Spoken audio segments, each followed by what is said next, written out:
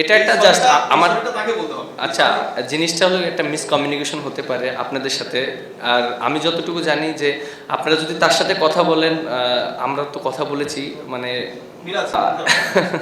দেখেন একটা হয়তো মিসকমিউনিকেশন হতে পারে।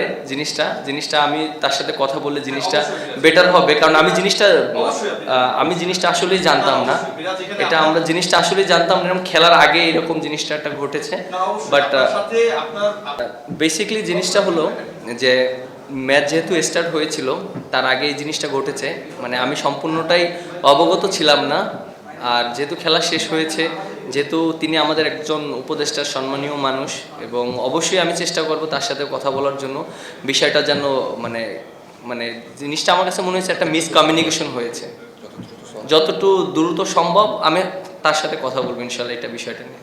প্রথমে আমরা 20 থেকে 25টা রান কম করেছি, আর ডেথ ওভারে আমরা যদি রান করতে পারতাম তাহলে আমাদের জন্য ইজি হতো। তারপর আমরা খেলাটা ধরে ফেলেছিলাম। যদি একটা ওভার এক্সপেন্সিভ না রান দিতাম তাহলে জিনিসটা আমাদের জন্য আরও ইজি হয়ে যেত। 15 ওভার পর্যন্ত আমরা ম্যাচে ছিলাম। লাস্ট 5 ওভারে 50 রান ছিল, বাট আমার একটা ওভারে মার খেয়ে গিয়েছি, ওখানে ম্যাচটা আমাদের হাত থেকে সরে গিয়েছে।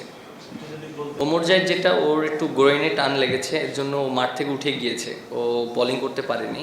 আর যেহেতু ওদের একটা লেফট হ্যান্ডি ব্যাটসম্যান ছিল খুশদিল, আমরা ট্রাই করছিলাম ওকে যদি আউট করতে পারি, সেজন্য আমার ওই ওভারটা আসা।